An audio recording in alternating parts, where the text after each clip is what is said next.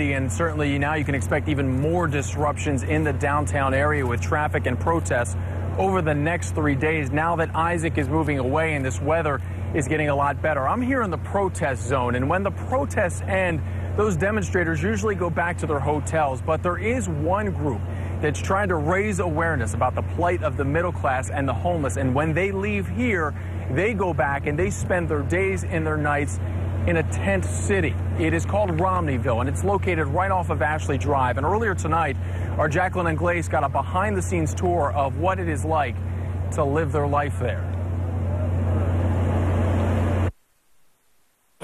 It's time to eat in Romneyville. We go through the different things here, cauliflower, and we'll break it up. Richard Roski is washing vegetables in vinegar and water to get rid of bacteria before 300 demonstrators dig in. As far as his food, this is all donated from different farmers. Everything else they're buying with food stamps, then storing it on this bus in old pots or tattered suitcases. We have to have our spices, so we have spices sealed up.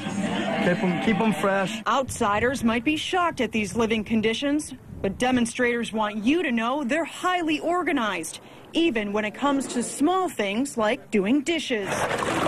Second wash, first rinse, and then you take the water from there and pour it over there. That way you keep that water relatively clean. There are also rules. Over in this tent neighborhood, no one is allowed in after 10 p.m. Now, if you don't have a tent, this is where you're going to sleep at night, under the bed of this semi-trailer.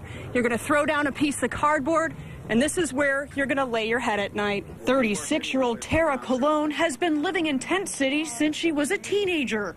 She even gave birth to her eldest son while living in one. Every afternoon, you'll find Colon and other families attending mandatory classes and meetings. During the daytime, a lot of the folks pull down their tents so that we have space to kind of be together. Colon is also part of Romneyville's security team.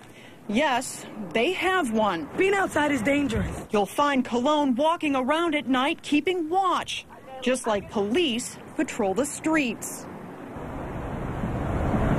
Now, if you'll notice, we've had to power down some of our lights out here. That's because it was getting this crowd here fired up, so we simply just turned them off to kind of simmer things down. Now, what we couldn't show you in that story was how people here go to the bathroom. That is for obvious reasons, but what I can tell you is that they do have access to 3 or 4 porta potties out here.